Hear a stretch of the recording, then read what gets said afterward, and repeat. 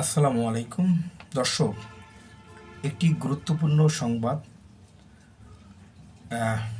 Islamic যে দলগুলো রয়েছে সেই দলের কয়েকটি প্রতিনিধি তারা ডক্টর ইউনূস সাহেবের সাথে সাক্ষাৎ করেছে এবং সেখানে তাদের কিছু দাবি দয়া তুলে ধরেছে। ডক্টর ইউনূস সাহেবকে সেখানে আলেম ওলামারা বলেছেন যে তাদের যে ইসলামিক দলের ভিতরে সেখানে হেফাজত ইসলাম ছিলেন, বাংলাদেশের কমিউনিস্ট পার্টি এবং আরও কিছু দলকে এদিন সকালে জানানো হয়েছে আগের তাদের সঙ্গে কথা হয়ে যাওয়ায় বলা হয়েছে। হেফাজতের অন্য 6টি ইসলামিক দলের প্রতিনিধিরা হেফাজত ইসলামের নেতা মৌলানা মামুনুল হক বলেন, তারা যেসব প্রস্তাব সরকারকে দিয়েছেন তার প্রথমে বলা হয়েছে একবারের বেশি প্রধানমন্ত্রী হওয়া যাবে না, এমন একটা সুযোগ কাউকে যেন না দেওয়া হয়। একবারের বেশি প্রধানমন্ত্রী হওয়ার সুযোগ যেন কাউকে না দেওয়া হয়, এমন একটা দাবি ডক্টর ইউনূস সাহেবের সাথে তাকে প্রস্তাব দেওয়া হয়েছে।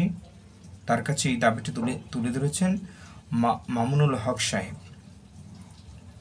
এবং নির্বাচন নিয়ে কোনো দেরি যেন না হয় বা টালবাহানা যেন না হয়। জনগণ ভোট দেওয়ার জন্য তাদের যে একটা আশা আকাঙ্ক্ষা রয়েছে, দীর্ঘ 16 বছর জনগণ ভোট দিতে পারেনি, সেই ভোট দেওয়ার জন্য জনগণের যে আশা আকাঙ্ক্ষা সেটি বিবেচনা করে যেন অতি দ্রুত গতিতে নির্বাচন যেন দেওয়া হয়, সেটা যেন যেন দেরি যেন না করা হয়। ঠিক আছে, ভোটের জন্য মানুষ অধৈর্য হয়ে পড়ার আগেই যেন তার ব্যবস্থা করা হয়। একই সঙ্গে মামুনুল হক বলেন, ইসলাম বিরোধী, কোরআন সুন্নাহ বিরোধী কোনো আইন যাতে প্রণয়ন করা না হয়। ইসলাম বিরোধী এবং কোরআন সুন্নাহ বিরোধী আলেম ওলামাদের বিরুদ্ধে কোনো ধরনের আইন যেন পাশ না করা হয়, এমনটাই কিন্তু বলা হয়েছে। আপনারা জানেন 16 বছরের ভিতরে ইসলাম বিরোধী অনেক আইন এদেশে কায়েম করা হয়েছে। যেমন মূর্তি তৈরি করাটা ইসলামে সম্পূর্ণ হারাম, সেটি প্রতিটা জেলায় জেলায় প্রতিটা থানায় থানায় এসব মূর্তি প্রতিষ্ঠিত করা হয়েছিল। এবং আপনারা জানেন যে এই মূর্তির বিরোধিতা করেছেন মাওলানা মামুনুল হক সহ এদেশের অসংখ্য আলেম ওলামা, অসংখ্য ব্যক্তি, মুসলিম প্রাণ ব্যক্তিরা। তো সেই সময় কিন্তু তাদের বিরুদ্ধে মামলা হয়েছিল, অসংখ্য মামলা হয়েছিল, গ্রেফতার হয়েছিল। 21 সালে মোদি এর বিরুদ্ধে ইসলামিক যে দলগুলো রয়েছে তারা কিন্তু মাঠে নেমেছিল, সে সময় 21 জনকে হত্যা করা হয়েছিল। শুক্রবার প্রধান উপদেষ্টা ইউনূসের সঙ্গে বৈঠকে আওয়ামী লীগের আমলে গোয়েন্দা পুলিশের হাতে গুম হওয়া ব্যক্তিদের পরিবারকে নিয়মিত ভাতা দেওয়ার পরামর্শ দিয়েছে বিএনপি।